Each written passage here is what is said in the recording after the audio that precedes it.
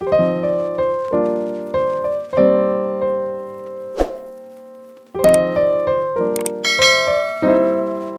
this is James from My Take on Reality. In this episode, we're going to be talking about 90 Day Fiance Before the 90 Days, Mike and Ximena.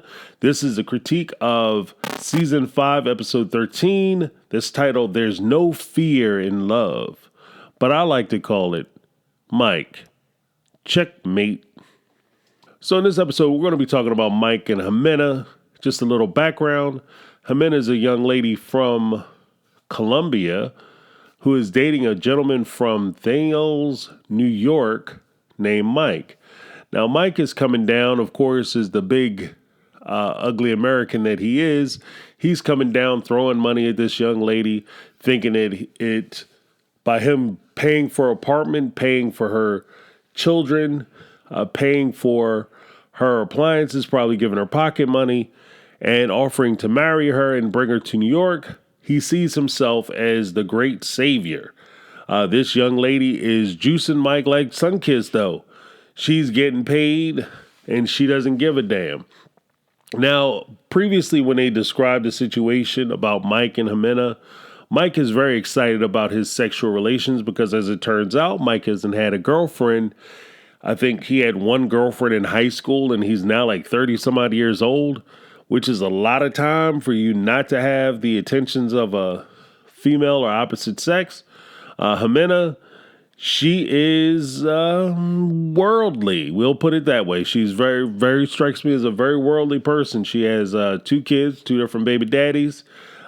She's from Colombia, and she is on the fringes, if not deep into the criminal world. She's had, according to her, a boyfriend who was a hitman. Now, according to her, all her boyfriends were either ex-drug dealers, cops, criminals of some sort, whatever. Her first child is the result of a one-night stand. Now, there's nothing abnormal about that, but it's questionable what kind of guy he was. Was he a criminal? Her second baby father was actually in prison when she met and made a baby with him, and she's got a loan out for it with a loan shark to get some boobs done that she's asked Mike to pay for. And in fact has actually told him that she won't marry him unless he pays for the plastic surgery. Of course, Mike has family and friends who have tried to warn him against this relationship and try to give him the heads up that he's getting used. But because of Mike's stature, I feel like a lot of people give Mike the benefit of the doubt. They feel sorry for him. He's kind of fugly looking, he's small, and he acts childlike in a lot of ways. Even down to the point where in one of the previous episodes, he had kicked his underwear off and Ximena was picking his drawers up off the ground and she looked at them bad boys and you could tell he still had some remnants. Homeboy is a skid master, if you understand what I'm saying. He doesn't believe in doing paperwork, if you get my drift. So with that being said, there's a lot of things about Mike that people kind of feel sorry for him because, I'm going to be honest, they pity him. I don't.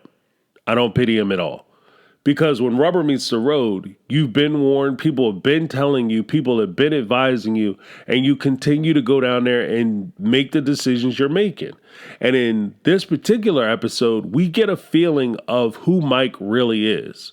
In the last episode, episode 12, entitled Head Games, Mike calls up his friend's fiance who speaks Spanish.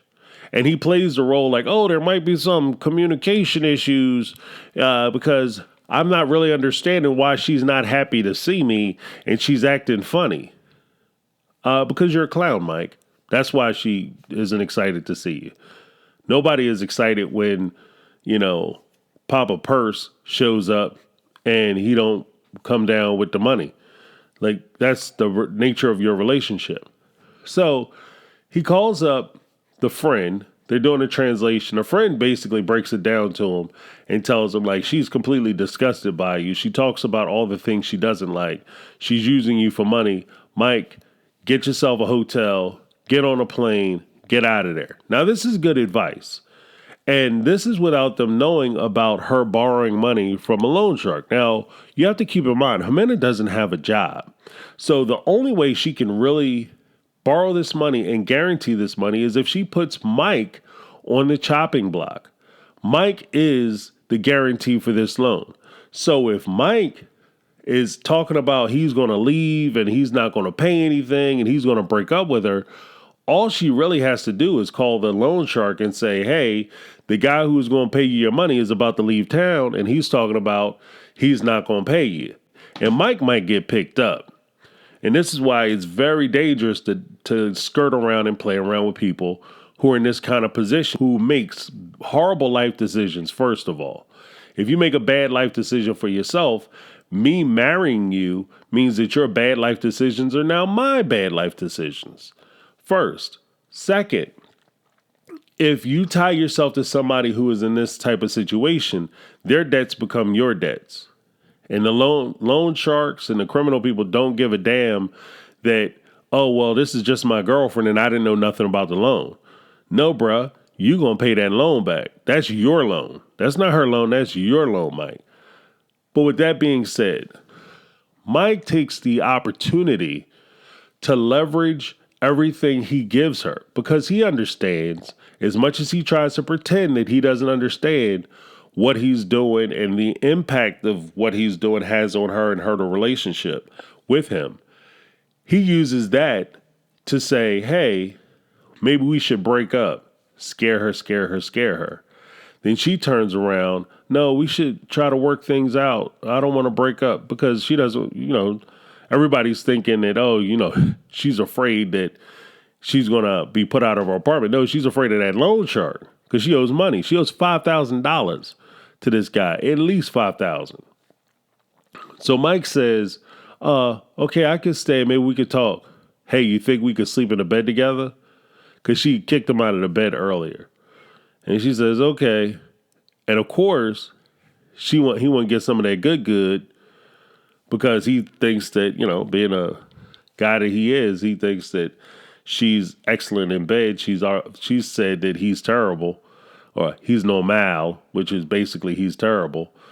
So he does his thing. He's all happy with himself, smiling, talking about, we did it, blah, blah, blah. The relationship's going great. We're back on track because now he's sleeping with her again. Then she takes him out to dinner and she pulls the ultimate Aikido move. And she says to him, oh, well, I don't want to have sex with you again until we get married. Now, all of a sudden, Mike is devastated. And what do you mean? The relationship is like falling apart and we've taken 2 steps backwards. Like, no, you didn't. The only thing she did was take the sexual aspect off of your relationship. She said she wanted to wait till she got married. Now, if you respected her and you loved her and you really cared about her, then that wouldn't be a big deal. But because your relationship is based on your control and you're robbing her of her autonomy, then it's a huge insult that she doesn't want to sleep with you anymore because now you're not getting what you want out of the relationship.